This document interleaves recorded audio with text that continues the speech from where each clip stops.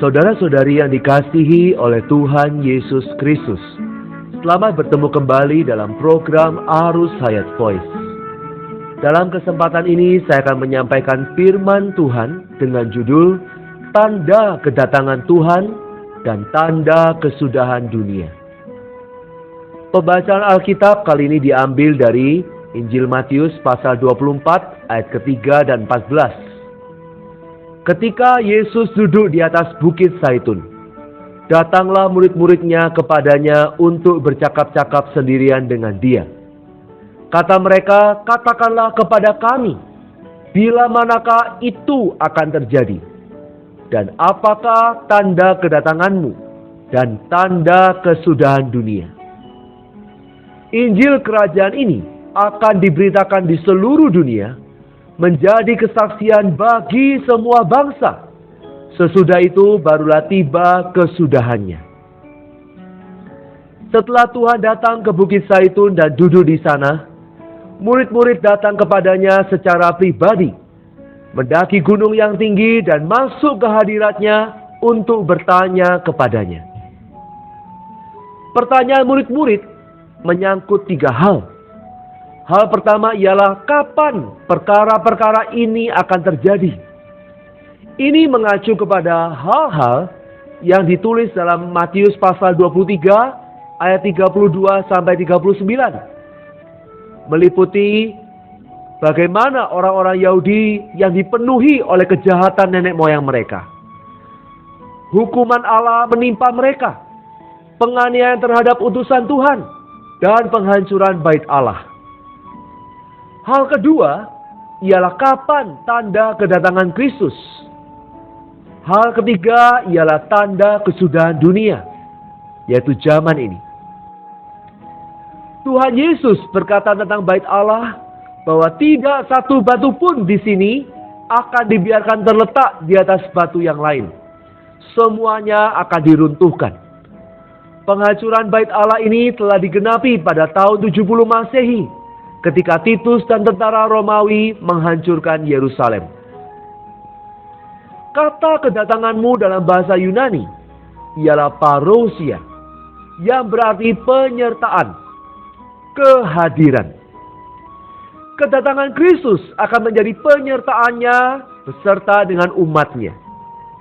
Penyertaan ini, yaitu parousia ini, adalah suatu periode waktu yang akan dimulai dengan terangkatnya anak laki-laki dan pengangkatan buah sulung, dan akan berakhir dengan pernyataan dirinya di bumi bersama dengan orang-orang kudus. Selama masa kedatangannya ini, akan ada kesusahan besar yang akan dimulai dengan malapetaka adikodrati.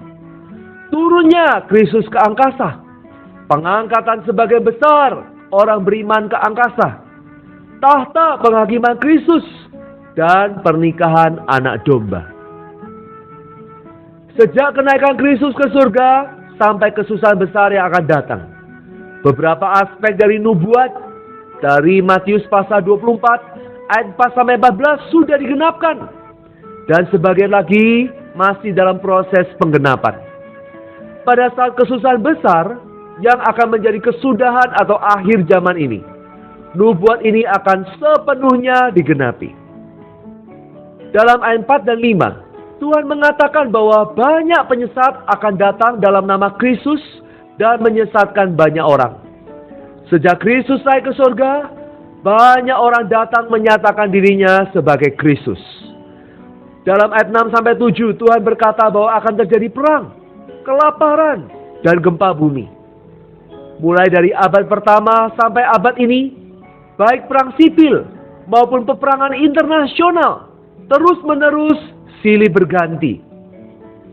Selain itu, timbul banyak bencana kelaparan dan kematian, terutama akibat peperangan. Kemudian gempa bumi telah terjadi di sepanjang abad, lebih banyak dan akan makin dahsyat pada akhir zaman ini daripada tahun-tahun sebelumnya.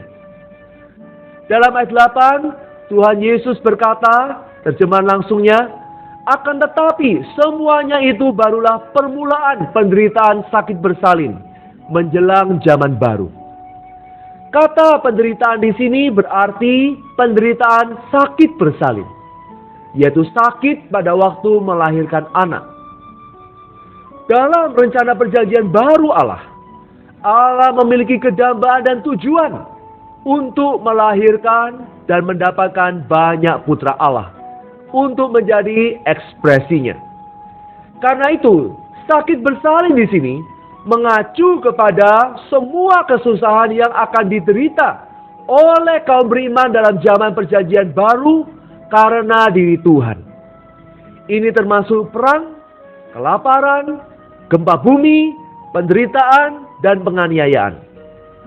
Kesusahan ini bersama dengan pemberitaan Injil Kerajaan akan dipakai oleh Allah untuk menghasilkan banyak putra bagi dirinya, sehingga Allah dapat membangun gerejanya dalam zaman ini, merampungkan kerajaan dalam zaman yang akan datang, dan akan menghasilkan Yerusalem baru dalam kekekalan, bagi ekspresi kekalnya dalam kekekalan yang akan datang.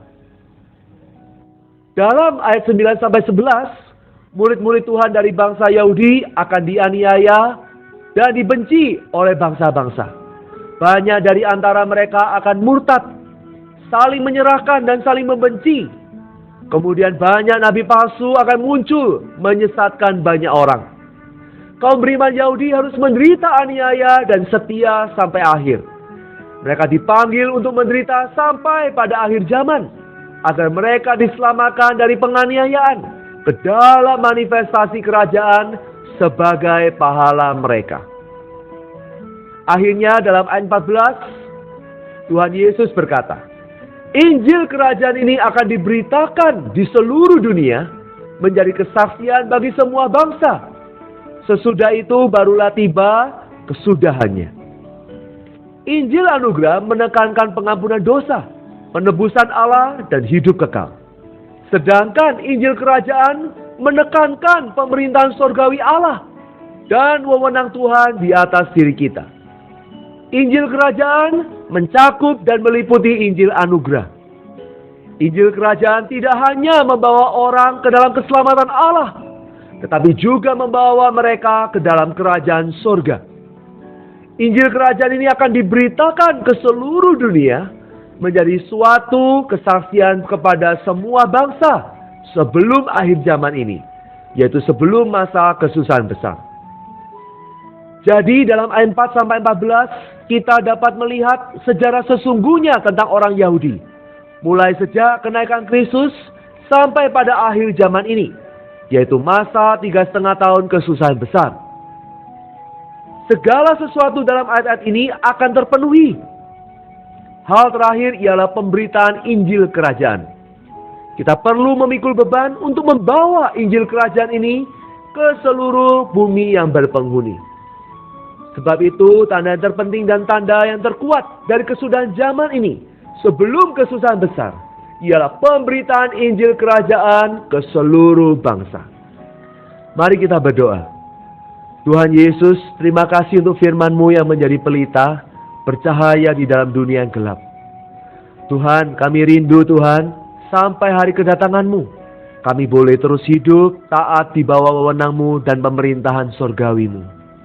Berkatilah ya Tuhan, Injil Kerajaan dapat terus disebarluaskan di Indonesia. Di dalam nama Tuhan Yesus Kristus, kami mengucap syukur dan berdoa. Amin. Demikianlah firman Tuhan. Sampai bertemu di kesempatan berikutnya. Kasih karunia-Nya menyertai roh kita sekalian. Amin.